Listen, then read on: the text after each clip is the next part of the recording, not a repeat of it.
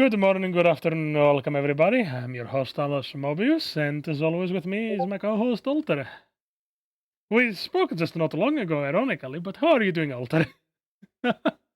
I'm doing okay. Let's maintain the illusion that we didn't just knock out another video so that people think that we just got here and we just, haven't been here for the past like hour and a half. we've existed for a bit longer than expected, but we do be here. We do exist, and I just realized my streamer mode is not working. Thank you, Discord. Now it's working though, so now no more pinging for anyone that hears that. Curse you, fourth wall! Speaking of the fourth wall, we're kind of breaking it with this GBO2 mods. See, nice segue, eh? I mean, are we breaking the fourth wall? I mean, look at that, it's an All-Stars Brawl. Like, we couldn't get more fourth breaking than that. We're breaking it in the aspect of, it ain't you see at this point, my man, like, the units that partook in this. Let's look at them to have a quick laugh, shall we? Look at the different eras. This is some really colorful team comps in here. Like some things you don't see a lot of, but a lot of very distinctive units like the Shazar B Jesta, the Totus Ritter, the a Gyaradoga at 650, or Gyaradoga Kai rather, and it is the 600 version. I think playing the 550 version at 650 is that'd just be silly, but the 600 unit holds up fine, I think. Like, it's so durable and just has such a strong kit that it's still gonna perform. Oh yeah. Yeah, I mean, we have I guess top to bottom, like the Zaku 3 is I'm a real big fan of that. That's probably maybe my all-time favorite Grunt mobile suit, if not it's one of them. But a real solid frontliner that is very tanky and does just a stupid amount of melee damage. The Narrative C-Pax is, I think, still just the best 650 raid. It's phenomenal. The GPO1 is... It's kind of like... You are the Gundam Mark II, and the GPO1 is the guy she told you not to worry about. And it's good all the way up to 700. Like, a rogue new type, a kind of a regular fixture in these replay videos, is a fantastic GPO1 player. He plays this thing at literally every cost you can play it at. And yeah, just a real solid melee unit. The Vulcans enable a lot of what it's trying to do. Mm-hmm. The Delta Kai is not tremendously popular anymore, but it's a pretty good, like, mostly shooting-oriented raid with some really nasty funnels, especially when you pop that nitro system. What did I say? Raid. Jesus. All right. I don't know what's. I definitely meant to say general, but yeah, it's a very it's a very shooting-oriented midline general. And the Silver Bolt Suppressor, which is probably the best 650 support. It's absolutely insane. Oh yeah. And on the other side, we have the Gyaradoga Kai, which interestingly is kind of playing a similar role to the Zaku 3, although with more emphasis on the kit and the skill list than just the raw stats. The Yakdoga GG, which I think is still one of the best 650 raids. I think even at 700, it's phenomenal. Like the 700 version, mind you. But the Double Zeta, which was not doing so hot for a long time, but since it's buffed, it's been eating a little better. Ditto for the Totus Ritter, which is it's an odd unit to evaluate. If anything, it's actually a little bit like the Delta Kai, where it kind of has a little bit of everything going on and a fairly, albeit with a more diverse kit than the Delta Kai, but yeah, I mean, it's good. And the Shazar B Jesta, which is one of the more unique supports in the game. Like, you have this rapid-fire piercing sniper rifle where you can just rain down hell on people as long as you have a front line to provide a distraction for you. I think it's one of the most underrated support picks in the game. So yeah, really interesting teams on both sides. I'd say we're kind of locked and loaded for the mods, but we gotta say we are unlocked and loaded because it's right there. I'm sorry, it was easy to say. Yeah. It took me a minute to catch that. Regardless, I'd say that this is a match that's going to be interesting. I will say, unfortunately, again, it's only my perspective, and except when I die, it's then a bird's eye view. So let us proceed, shall we? Let's get down to it. Now, I should say this was before I even started properly painting the narrative, because I just love its general design. It's a lanky, scrawny design, kind of is a different feel than what we're used to Gundam and GBU2 in general. So I just really enjoy looking at it very often. But I've changed it since then to a much more acquired taste color. It's not obnoxious, it's just darker. Let us begin. I will be honest, I don't know what number 4 was doing there with the shot, but as you can see already, we're pushing. Yeah, you generally want to push one of the two sides on this map right away. Usually this one's better. I instantly got caught by the Garadoga. Thankfully, the response time of the narrative is insane, so the recovery was not taking too long. Left-hand beam weapon is also very effective in hitting those. And the deactivation hits me with the range somehow, but then again it's the Double Zera's insane range. Ate the first hit with the anti-deactivation though, so that's pretty big. Yeah. Me and Rogue clashed there. That's the unfortunate thing with having too many melee units. Speaking of, we didn't address that. We are mostly melee oriented, and the enemy team is mostly range oriented. We have to play mostly, yeah. We had to play a lot more aggressively to go very far with our builds and our setups. Although, I mean, the narrative is pretty well-rounded. The Delta Kai is very range-oriented. The Silver Bullet Suppressor can kind of do everything. So it's like, I think we weren't really, like, coming up short in that way. Obviously, but I'm saying, like, in comparison, we had a lot more melee options than they did. Even the, as you put it, even the Silver Bullet Suppressor can get up in your face and melee for really good damage with that incredible backswing that the new mass production type got. Therefore, you must know that when the mass production type gets it, it must be good. Yeah, sure enough. It has a very similar backswing to, or downswing, depending on who you ask, to the new mass production type and the MP Double Zeta even, but the MP Double Zeta is slightly faster, well, much faster, but it does less damage. So I guess there's not a whole lot going on in here. Like, you made sure not to push because most of the team is dead. Yeah. So it's like you kind of just like maintain pressure. You don't let them, because if you had just backed off, they could have set up wherever they wanted. But you kind of holding down the fort there stops them from doing that at the very least, and buys some time for the rest of us to get back in the game. And thankfully right there was Rogue to save me from that heavy stagger. I can say all I want that I thought I was calculated, but I will say at the time I did panic slightly. Right here I had seen the pallet get out. I should say that. War crimes at its finest.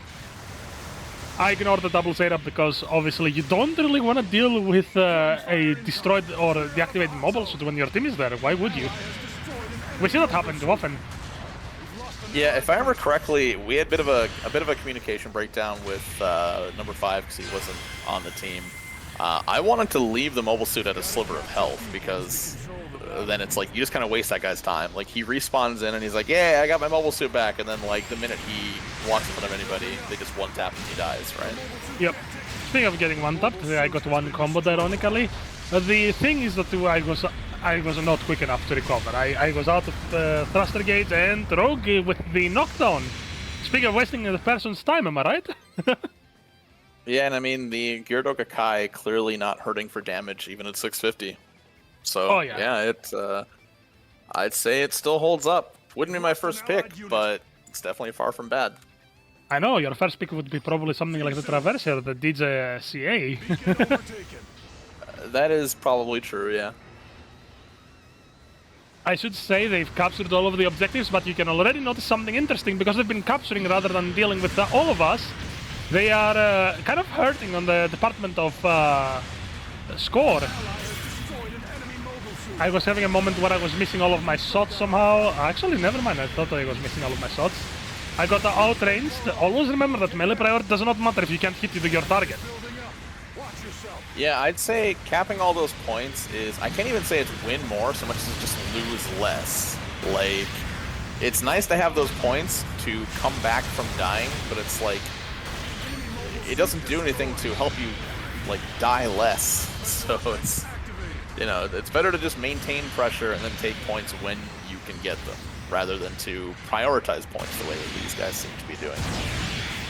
Unfortunately, number 4, he has been making some great decisions, but also hitting very often with the stuns. We had a lag spike right there with the Toad's Ritter. Happens, unfortunately, it's a peer-to-peer game. Unfortunately, yeah. Right here we get to see the obscene damage of the narrative C-Packs, even hitting the hardened shield of the, well, ooh, that was a close one. Speaking of a close one, that's connected. It was a chaotic match, so you could say it was an All-Stars Brawl really easily because of the variety of mobile suits and the chaos. Yeah, this one was pretty crazy. There's just always something going on. At the start, we started off, you know, pacing ourselves a bit slower to just take advantage of rotations, as you saw the start with me and the just Type B. This is our Team B specifically. We always rotated out people. Someone dies, someone else filled in the slot. Right there, for an example, it was you in the front line with Rogue. Yes, I mean, that's everything this game comes down to is just maintaining pressure. Have a numbers advantage if you can. Just doing something is always better than doing nothing. Yep. Which kind of goes back to what I said about, like, when you're waiting for us to respawn, you didn't rush in and die like an idiot, but you didn't just stand there doing nothing either. You, like, maintained presence until we could get back in and help you push. Yep. It was slowly rotating around, just like now, for an example, chasing down the double Zeta. I got stunned again by, unfortunately, number 4, but they did say sorry, so, you know, kudos for them.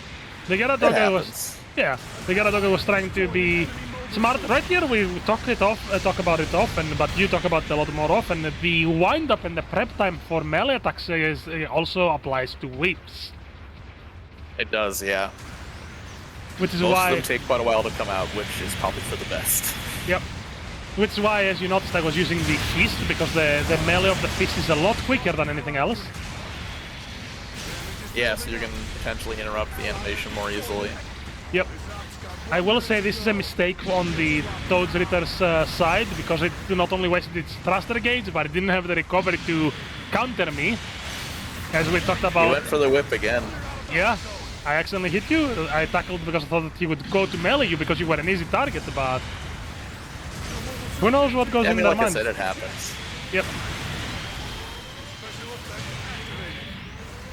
I was rolling. The best of us will occasionally hit a teammate. Yep. Here it was me getting stunned and getting suppressed, getting held down. Multiple enemies were focusing me because the narrative C-Pax is a threat, to put it lightly. I don't like a muffin right now, not gonna lie. You know, because his name was Mr. Muffins. I'm hoping for some muffins. I wouldn't say no to one of those. The score deficit is pretty obvious already. We're in the last 4 seconds. I didn't have time to respawn. You can already see that the people are holding the ground. Alter and Rogue were sticking together because both units are exceptional at covering each other. The Zaku 3 and the GPO 1, ironically, are really good at covering each other. Yeah, absolutely. You cannot see it, but I was most damaged. I went to Yoko Rules just to check the account because I was trying to friend, because again, really good players deserve a bit of praise. Yeah, I think he did a great job considering. Yeah. The Silver Bullet suppressor was exceptional. The Delta Kai did a really good job at shutting down people and finishing them off, which very often is kind of needed. But I think we covered everything on the video. Any thoughts on the chaotic nature of this match? Yeah, I think it was a cool game. I mean, it's I think this is something you show to people when you want to make a case against GBO being slow, which is something that, like, it's probably one of the most common criticisms you'll find against this game is, oh, it's too slow. This game is just, it's not active enough. And I mean, you watch a match like this and yeah, that really just says it all. Like, and to be fair, some of that is also because it's at a higher cost. Like, the higher you go in cost, the faster and crazier the game gets. But I mean, I think you can have matches like this one where just, like, the pace never lets up at really any cost. So, oh yeah, My favorite matches have been, and you're gonna laugh, but during year 1, year 2, my favorite matches were 300 to 400 max, 6v6 deserted city. It was a blast. I don't think that I remember a match where I was upset with other than my performance. I'm not the biggest fan of 6v6, but fair enough. Again, this was year 1 and 2 where the mobiles were a bit more, carefully looked for so that they would feel 300s. I'm not talking about the current era where at 300 you have the Thunderbolt attack guys, and at 400 you have like the Aqua Gym dominance. Yeah, fair enough. Back then, the most you had to worry about was a GOG. But yeah, I think that covers pretty much everything. Yeah, we cleared everything. I think that was an excellent match to cover, and I think that it also showed the side of GBO which we don't see often, which is a variety in team comps where you don't see one of the same mobile suits all the time. Yeah, there was somehow not a single Traversy in that game. Although, I mean, I don't know. I don't know how much that really means, considering I was playing on my console, and if I had access to everything I have on PC, I probably would have been playing Traversy. So maybe that's, Well, which I guess also makes you something of a hypocrite to point it out. But oh well. I mean, it's a rarity, and it's a welcome rarity regardless, I'd say. Yeah. Generally, though, we're looking forward to what's coming out, well, tomorrow. We hope you enjoyed. Let me give you a quick shout out and thanks to our Patreons. As always, our Admiral Cory Resk, our Private First Class Gundam Explained, and our recruit Andrew Skinner. Everyone else watching, I hope you enjoyed this match. Well, we should And probably mention by the time this video comes out, because it will be Thursday, we'll know what's coming out tomorrow. So I mean, for PC we don't know, but yes, you could say we know for everything else. what's what I mean is we'll know what's happening with PC by the time this video goes up. Fair enough. Yeah, kind of exciting, I would say. Hopefully they're gonna catch up PC and PlayStation. At least that way, everyone is gonna be, looking forward. Maybe they might add at least some form of a cross save. I would like that at least. Even if Yeah, I it's think not it'd be cross. pretty cool. Yeah, even if there's no crossplay, I'd like cross save. I think you can agree with that. Cross save would be wonderful, because I mean, for the reason I just alluded to, that like I don't have the wealth of mobile suits on console that I have on PC, and that would be really nice if I could bridge the gap like that. That, and you could get some of the new suits that are coming out. New HWS. Wink, wink, hint, hint. That could be pretty cool. But I think we're done for now. Have a great day. I hope you enjoyed the match. And we'll see you on the battlefield. And we'll see you next time. Later.